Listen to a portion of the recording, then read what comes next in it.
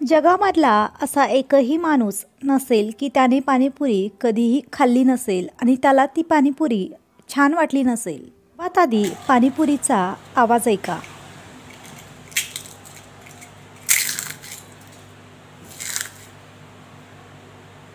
बघितलं किती कुरकुरीत अशी ही पाणीपुरी आपली तयार झाली आहे. पाणीपुरी बनवताना खूप साऱ्या टिप्स तुमच्यासोबत शेअर केल्या आहेत. पाणीपुरी बनवण्यासाठी साहित्याचं परफेक्ट प्रमाण, पाणीपुरी का फुगत नाही, खूप वेळा पाणीपुरी फुगल्यानंतरसुद्धा काही वेळानंतर ती मऊ का पडते, पाणीपुरीसाठी पीठ कसं भिजवायचं, पाणीपुरीसाठी पुरी कशी बनवायची हे सुद्धा या व्हिडिओमध्ये मी तुम्हाला डिटेलमध्ये सांगितलं आहे. त्यामुळे व्हिडिओ शेवटपर्यंत नक्की बघा. पाणीपुरी बनवण्यासाठी इथे आपण 1 वाटी रवा वापरलेला आहे. वजनाला हा रवा 200 ग्रॅम इतका आहे. यामध्ये आपण 1 चमचा मैदा टाकलेला आहे. मैदा यासाठी टाकायचं की यामुळे पुरीला छान असं बाइंडिंग येतं. आता यामध्ये तळून घेतलेलं 1 चमचा तेल टाकलेलं आहे. अगदी थोडंसं यामध्ये मीठ टाकलेलं आहे चवीनुसार. पोहे खाण्याच्या चमच्याने 1 चमचा तेल इथे आपण वापरलेलं आहे.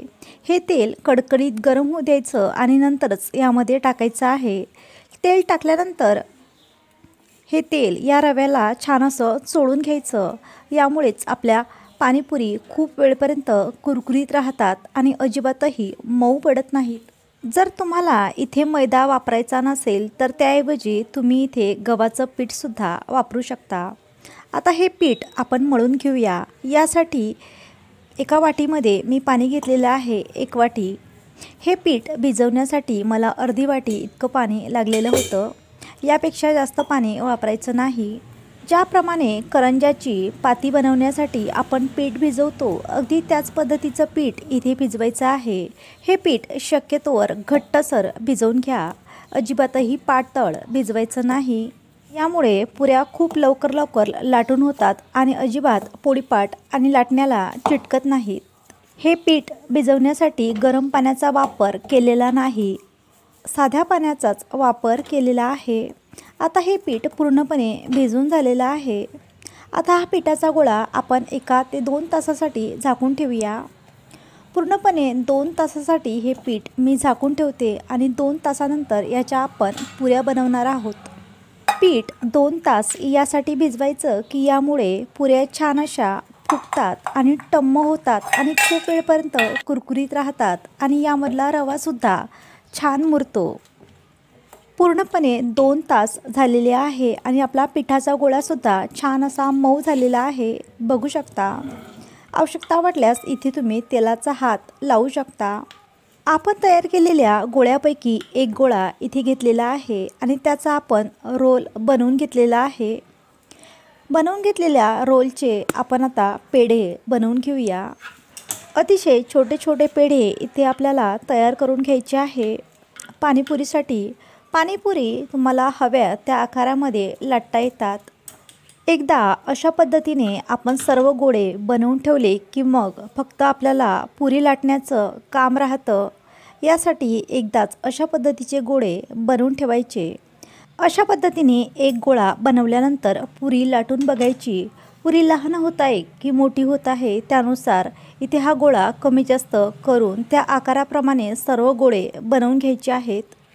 बघू शकता इथे मी सर्व हे गोळे बनवून घेतलेले आहेत. आता आपण पुरी बनवूया. पाणीपुरीची पुरी बनवताना तुम्ही कोरड्या पिठाचा किंवा तेलाचा हातसुद्धा लावू शकता. यामुळे पुरी फुगण्यासाठी कोणतीही अडचण येत नाही. आपण तयार केलेल्या गोळ्यापैकी 1 गोळा इथे आपण घेतलेला आहे आणि याची छोटीशी पुरी मी तुम्हाला लाटून दाखवत आहे. इथे मी पिठाचा किंवा तेलाचा वापर केलेला नाही. तुम्ही करू शकता. बघू शकता पुरी लाटत असताना सर्व बाजूंनी एकसारखी लाटून घ्यायची आहे. जेव्हा तुम्ही पुरी सर्व बाजूंनी एकसारखी लाटता तेव्हा ही पुरी तेलामध्ये जाताच टम्म वर येते आणि अजिबातही मऊ पडत नाही. पाणीपुरीसाठी पुरी लाटत असताना फार जास्त पातळ केली तर फक्त याची पापडी तयार होते आणि हीच पुरी जर तुम्ही जाड ठेवली तर ही पुरी फुगताना एका साईडने फुगते, दुसऱ्या साईडने मात्र फार जास्त कडक होते. म्हणून पुरी लाटत असताना हळूहळू लाटून घ्यायची, सर्व बाजूंनी एकसारखी. इथे आपल्या 80 पुऱ्या तयार झालेल्या होत्या आणि 80 पुऱ्या बनवण्यासाठी मला 20 ते 30 मिनटं लागलेले होते.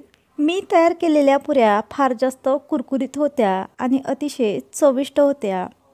यापासून 80 पुऱ्या तयार झालेल्या होत्या. एक वाटी रव्यापासून आपण 80 ते 90 पुऱ्या बनवू शकतो. बघू शकता अशा पद्धतीने आपल्याला ही पुरी लाटून घ्यायची आहे. पुरी लाटल्यानंतर एखाद्या ताटावरती किंवा एखाद्या सुती कापडावरती तुम्ही ठेवायची आहे. अर्ध्या तासानंतरच आपल्याला पुऱ्या तळायच्या आहे. पुऱ्या लाटल्याबरोबरच तळायच्या नाहीत. अर्धा तास एखादा सुती कापड त्यावरती झाकण ठेवून अर्धा तास पुऱ्या सुकवून घ्यायच्या आहे आणि नंतरच तळायच्या आहेत. पूर्णपणे अर्धा तास झालेला आहे आणि इथे तेलसुद्धा छान असं गरम झालेलं आहे. या गरम तेलावरती आपण ह्या सर्व पुऱ्या तळून घेऊया. तेलामध्ये छान अशी पुरी खेळता यावी एवढं तेल आपल्याला कढईमध्ये टाकायचं आहे. यापेक्षा कमी तेल टाकायचं नाही. तेल हवं आहे तेवढं गरम नसल्यामुळे ही पुरी हवी तेवढी छान फुगलेली नाही. आता आपण यामध्ये दुसरी बॅच टाकून घेऊया. सर्वात आधी हाय फ्लेमवरती तेल गरम करून घ्यायचं आणि नंतरच त्यामध्ये पुऱ्या टाकायच्या. जोपर्यंत तुम्ही पुऱ्या टाकत नाही तोपर्यंत पॉवर गॅसची हाय ठेवायची आणि एकदा पुऱ्या टाकल्यानंतर गॅसची पॉवर थोडीशी कमी करायची. म्हणजे ह्या पुऱ्या छान अशा टम्म फुगतात आणि खूप वेळपर्यंत कुरकुरीत राहतात. पुऱ्या तेलामध्ये टाकल्यानंतर झाऱ्याच्या मदतीने खालच्या साईडने प्रेस करायच्या. म्हणजे पुरी वरच्या साईडने टम्म अशी फुगून वर येते. कढईमध्ये ज्या प्रमाणामध्ये तेल आहे ते प्रमाण पाहून इथे तुम्ही पुरी तळू शकता. एका वेळी तुम्ही 5 ते 6 पुरीसुद्धा तळू शकता. पण सर्व पुरी तेलामध्ये छान अशी तळता यायला हवी. यासाठी कमीत कमी पुरी तळण्याचा प्रयत्न करा. बघू शकता आता आपण पुन्हा एकदा छान असं तेल गरम करून घेतलेलं आहे आणि नंतरच यामध्ये पुऱ्या टाकलेल्या आहेत. एका वेळी 5 ते 6 पुऱ्यासुद्धा तुम्ही तळू शकता. बघू शकता टाकता क्षणी आपल्या पुऱ्या छान अशा टम्म फुगलेल्या आहेत आणि अतिशय कुरकुरीत अशा ह्या पुऱ्या तयार झाल्या आहेत. प्रत्येक वेळी बाहेरून पुऱ्या आणण्यापेक्षा कधीकधी घरीसुद्धा अशा पद्धतीच्या पुऱ्या तुम्ही नक्की बनवून बघा. याआधी खूप वेळा मी पाणीपुरीची पुरी घरच्यासाठी बनवली आहे. तेव्हा ही रेसिपी माझ्याकडून फेल होत होती.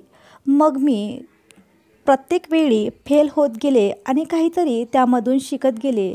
त्यामुळेच आज इथे मी तुमच्यासोबत परफेक्ट पाणीपुरीची पुरी कशी बनवायची ही रेसिपी शेअर करत आहे. तुमची प्रत्येक पुरी टम्म फुगेल. फक्त लाटताना पुरी सर्व बाजूंनी एकसारखी लाटून घ्यायची. बघू शकता यामधल्या अर्ध्या जास्त पुऱ्या मुलांनी संपवल्या आहेत आणि यामध्ये उरलेल्या काही पुऱ्या मी तुम्हाला दाखवत आहे. अतिशय टम्म आणि कुरकुरीत ह्या पुऱ्या तयार झालेल्या आहेत. आवाजावरून तुम्हाला अंदाज आलाच असेल की ही पुरी किती छान अशी तयार झाली आहे. जर तुम्हाला हा व्हिडिओ छान वाटला असेल तर लाईक करा, शेअर करा आणि आपल्या चॅनलवर तुम्ही नवीन असाल तर चॅनलला सबस्क्राईब नक्की करा. आणि बघा यामधल्या काही पुऱ्या मी तुम्हाला दाखवत आहे. ह्या पुऱ्या एका साईडने जाड झालेल्या आहेत आणि एका साईडने पातळ. यामुळे ह्या पुऱ्या तेलामध्ये छान अशा फुगलेल्या नाहीत तरीसुद्धा छान अशा कुरकुरीत झालेल्या आहेत. म्हणून पुरी लाटताना सर्व बाजूंनी एकसारखी लाटून घ्यायची आणि पुरी लाटताना फार जास्त घाई करायची नाही. पाणीपुरीची परफेक्ट पाणीपुरी कशी बनवायची ही रेसिपी तुमच्यासोबत शेअर केली आहे. त्यामुळे तुम्ही एकदा नक्की ट्राय करून बघा आणि व्हिडिओ शेवटपर्यंत पाहिल्याबद्दल तुम्हा सर्वांचे खूप खूप आभार.